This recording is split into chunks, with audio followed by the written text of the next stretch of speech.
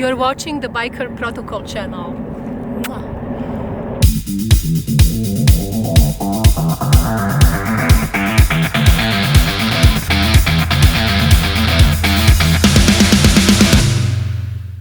Hi, I'm Picasso with the Eagle Riders MC here in Las Vegas. I'm here today with... I'm Hollywood with Black Patch MC here in Las Vegas. He had to think that through. Yeah. He just got married, so his brain's a little fuzzy. Sorry, ladies, he's off the market now. They don't need to know that. We are here. We have a very special guest in studio today. We are here with Curly Sue. She is not only a motorcycle rider, but this girl is an endless encyclopedia of everything when it comes to motorcycles. She's actually a motorcycle mechanic. Mm-hmm. And so we wanted to bring her in today to talk a little bit about her experiences in working with motorcycles and doing all of that. So she has an amazing story, and we just thought it'd be interesting to bring her on the channel as a guest. So welcome, Curly Sue. Thank you. Thank you. First question I've got for her is I got to ask, how'd you get that name? I was riding with a group. It's like a subsect of Vegas Elite Riders called Sin City on Two Wheels. Mm-hmm. And I was doing tail gunner position a lot and mid, pretty much just guiding new riders. And every time I took off my helmet, everyone always commented on my curly hair. And so one of the group leaders just decided, all right, that's your name. Your name is Curly Sue. That's what awesome. You're known as from now on. And I noticed awesome. You're already spitting out protocol or terminology right. in the MC world. That's pretty cool. Well, and it's cool, and normally, and I don't know if you're aware of this, normally you don't get a road name. It's always given to you. Yep. So that's cool that you didn't like just choose something. Mm-mm. You're getting it. So it's like, it's really cool. When she first told me, I'm like, okay. All right. I'll take it. You're sewing it on my vest. I'm not doing that. No, it's great. I think it's awesome. I think it's very, very fitting and it's perfect name. Thank for you. So tell us a little bit about yourself. So you went to technical trade school, correct? Yes. Right. Mm-hmm. And you're a certified motorcycle mechanic. Yes. For which brands? So I went to Motorcycle Mechanics Institute is what it's called. Universal Technical Institute is the kind of the big name.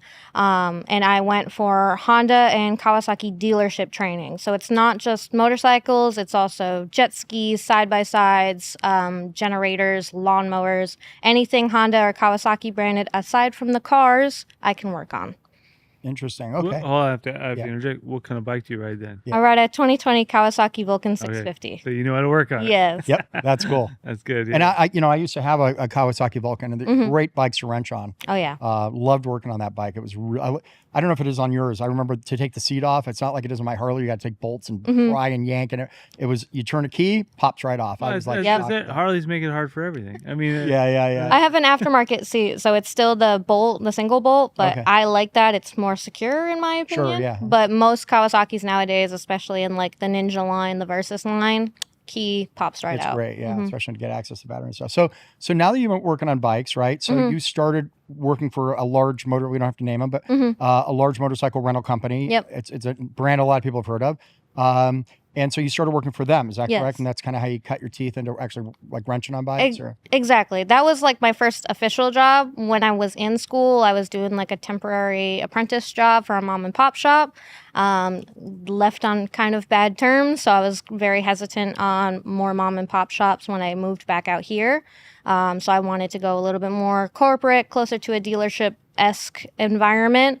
I was a fleet technician, so oil changes, tire changes, steering head bearing redos, pretty much anything that you would do in a normal 5, 10, 15,000 mile service on Harley Davidsons, Yamahas, and some XSR like 900 Yamaha line like sport bikes.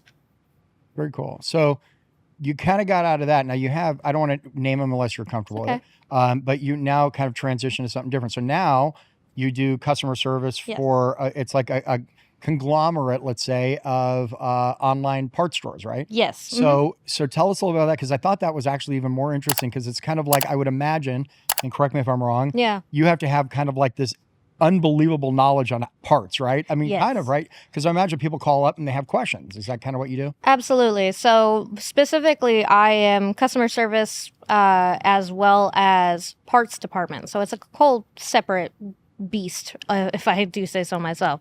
So I handle people's issues with shipping timelines, parts availability, yada, yada, and also finding niche OEM or aftermarket parts that can do the job that they're looking for on their bike.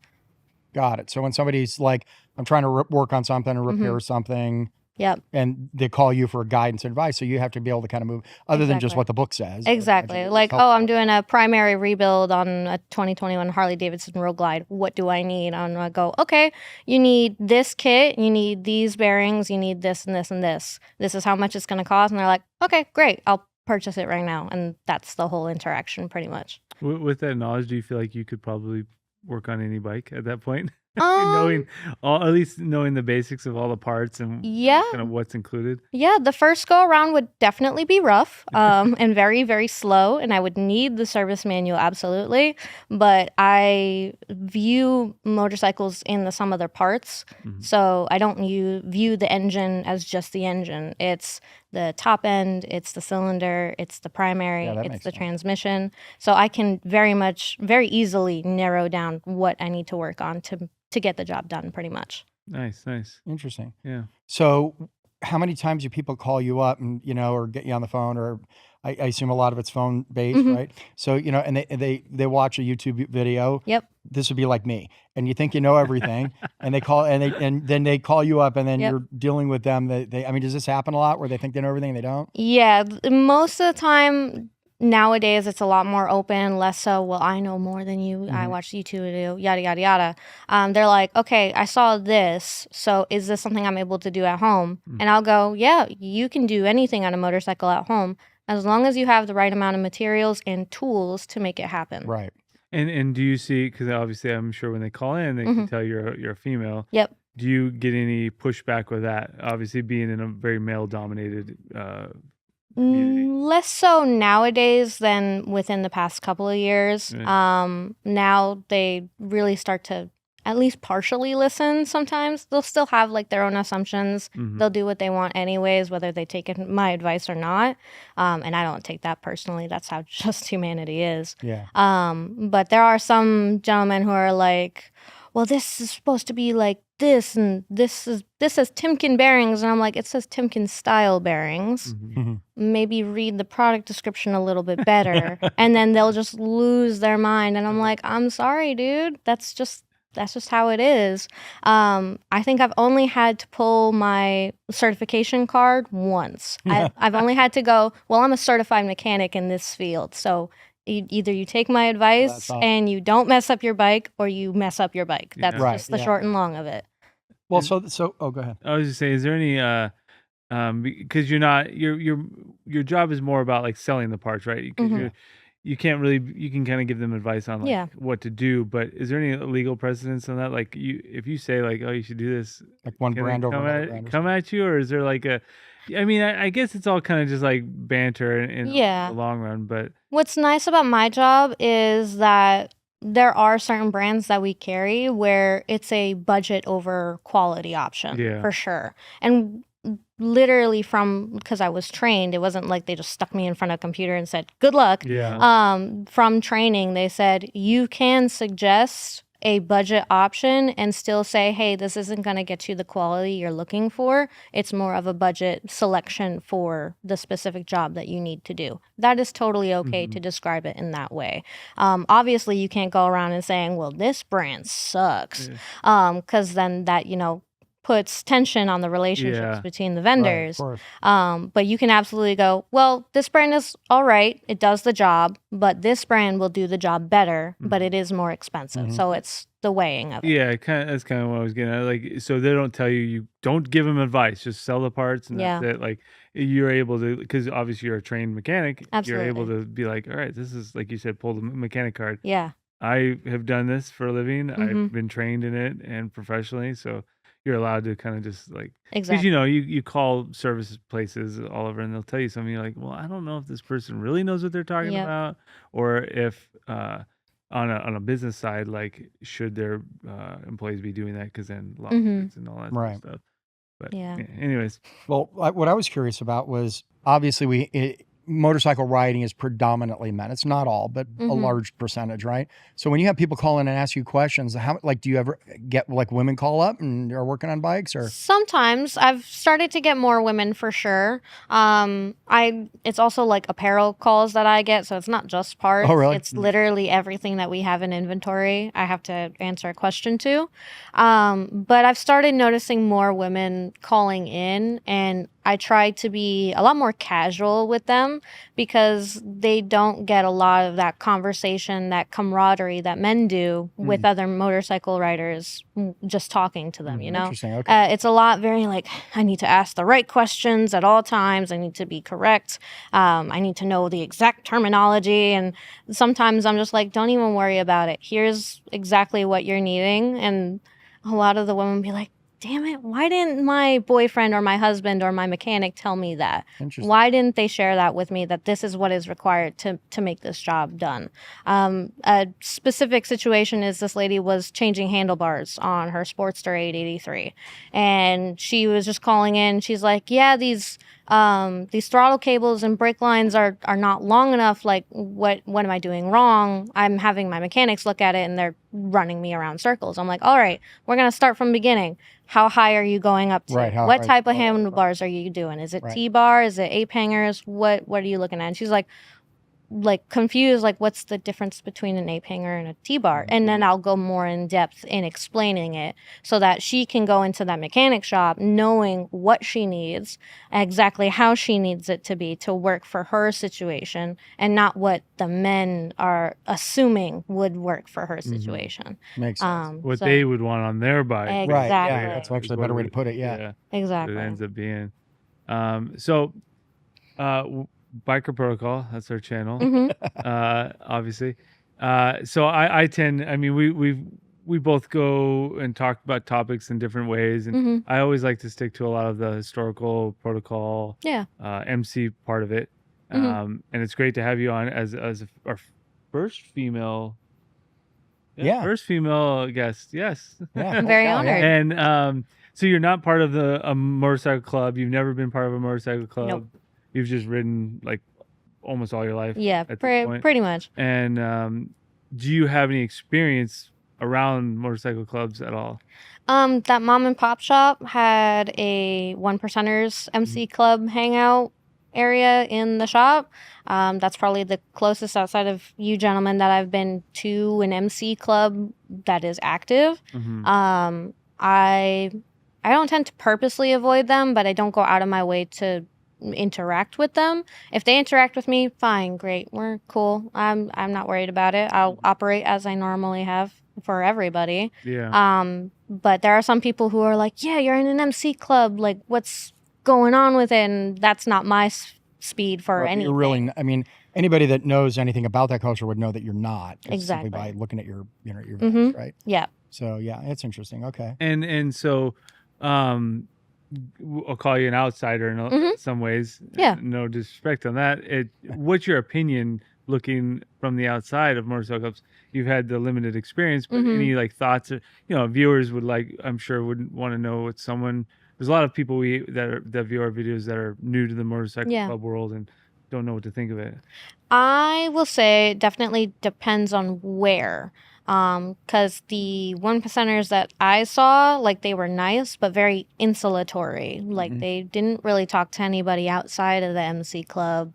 They didn't really interact with anyone unless they were, like, at a lot of motorcycle events, and it's just a common thing, right? I don't always like it, and I force myself to get out of my little bubble sometimes. But, like, we were just in an event this weekend, right? Another club that we associate with here in Vegas, the High Rollers. They're a great club. They do this big charity event every year where they raise money for, it was like a pet organization. And it's a great event they have, and it's a lot of people there. And I kind of laugh because I'm like, they had it, they had food there, and they had everybody sitting around, we're smoking cigars, and it was indoors and in the showroom of this really amazing auto restoration place here in Vegas. And so we're all sitting around, and I kind of walked into the room, and it's funny because I know everybody in the room, but like every single club is sitting together, Our little cliques. Everybody's in there, right? So everybody kind of hangs out with everybody they know. And so I personally, and I know a few guys in our clubs are like this, we will intentionally sit outside of our bubble just so that You know, because it's like, where's the fun at all of us? We all Right. know each other. We're Right? So- supposed to be coming together. yeah. to So it's support like each it's other, more but fun then that way. we're like separate Yeah. in every which way. For a variety of reasons, I can understand why 1% clubs do that as well. Yep.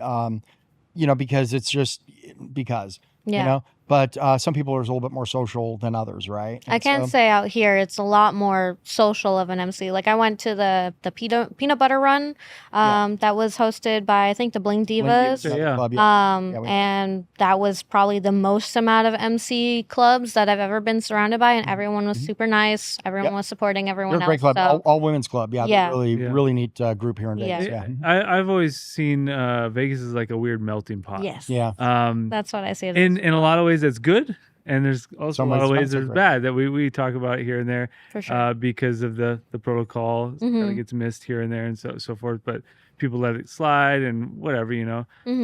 So it's a good spot, I guess, to get your feet wet, I guess, Yeah. if you wanted to be in a club. But I would say no, make sure you do your research and For all sure. that. Oh yeah. But have you ever had any interest in joining a club?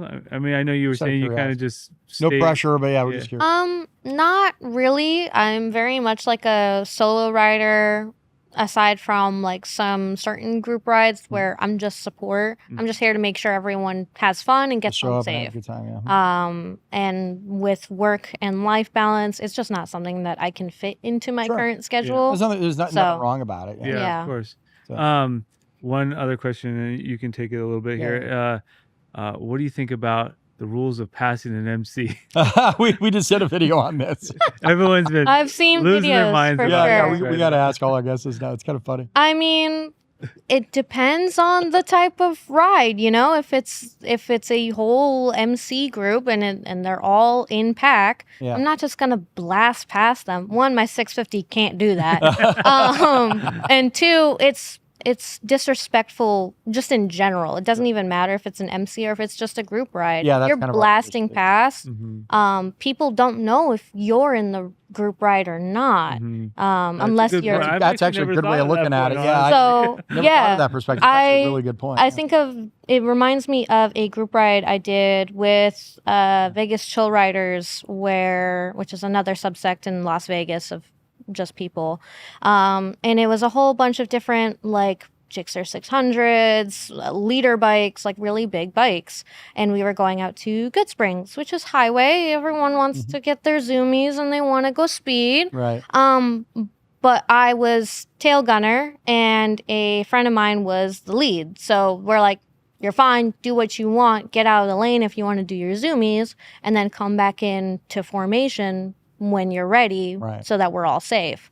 And half the pack just left. Like I caught up to the group leader and him and I were tailgating the whole group because they just full sent down the highway. And we parked and I'm like, what was even the point of a group ride if everyone was going to take off? Yeah. Because from what I was seeing, it would be one person on a leader bike would take off and get their zoomies. And then you see three other Yeah, 'cause people they're on a all leader bike susceptible. and then go follow him. And then they never came back. Yeah. So then everybody else just kind of dispersed across the highway. And that's exceptionally dangerous. Yeah. Was this on the highway?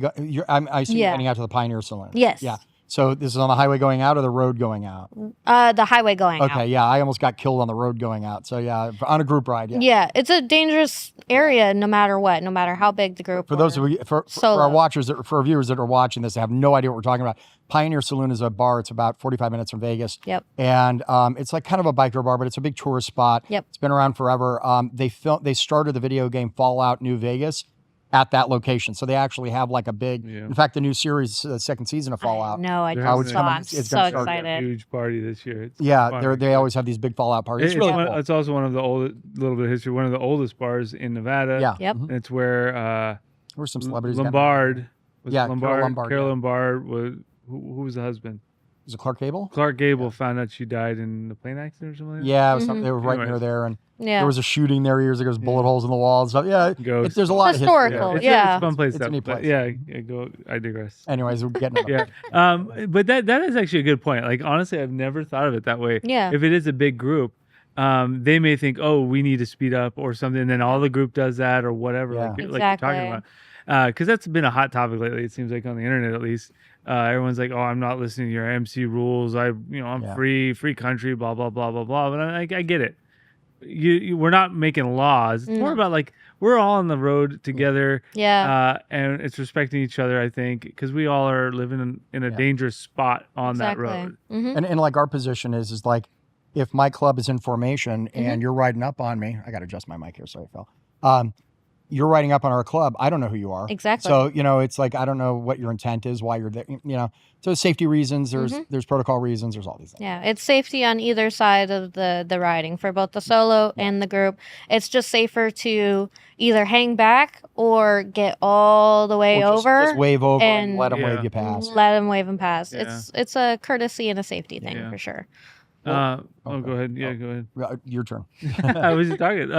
Anyways, so the history on motorcycle club culture, or I would just say MC motorcycle culture, like obviously when motorcycles first came around and stuff, motorcycle clubs became a big thing, and it's kind of like been an iconic thing of American culture.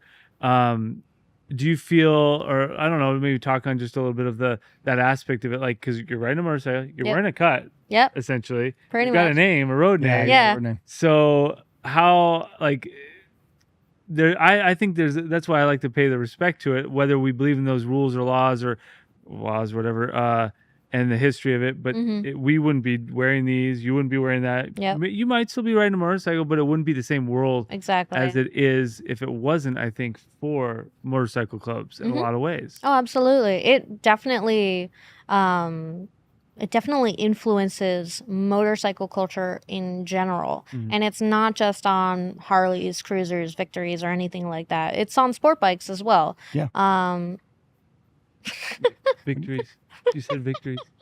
I had to mention it. Those antique things. Oh, yeah. I had to mention that. I gotta be, inclusive. But I appreciate you. But it influences everybody because everyone wants to be a part of something. And it could just be a Facebook group for your local city, or it could be an MC club that's down the street and that has a whole clubhouse. I think everyone wants to be a part of something. And how MC clubs started out, from my limited knowledge, is people who are outcast from society just wanting to have somebody to hang out with and be together with and have that community. So humans are very tribal. They want their tribe, and motorcycle clubs, that club's a tribe, that club's a tribe, and absolutely. Well, cool. Listen, thank you so much for coming in. I think this is great having you here today. We always do a traditional thing at the end of our videos. So, by the way, if you haven't done so, please like and click the notification bell and subscribe to our channel. It helps us boost it a lot. So if you could do that down below, we really would appreciate it. And also, if you have any questions for us, or even possibly for having future guests or topics on, please leave it in the comments. We read them all, and we try to answer them all as well. So please leave that in the comments. But we do a thing. I think you have one over there. We do a traditional shot, and it's a surprise. I'm going to poison both of you guys today. I picked this one today. Spicy. What does it and smell by the way, we're back in the studio, as you see. as you can see. Yeah, we're in the studio. It's nice. Okay. Air conditioned. Air conditioning. Okay. So what do you think it smells like? Like rose petals. Nope. It does. Jeez. What is? All right. Cheers, guys. Cheers, Lancia. Oh, that's not too bad. Oh, yeah, it is. This is, What is it? Deep Eddy Ruby Red Grapefruit. I can taste the grapefruit. Yeah. I can taste the grapefruit. I can taste the red. Yeah. That's red? I can taste the burning. Yeah, it tastes burning. That's what it tastes. Oh, man. All right, everybody, listen. Thanks for thanks for watching our show. Thank you very, very, very much for coming in. Yeah. It's been an absolute pleasure having you here.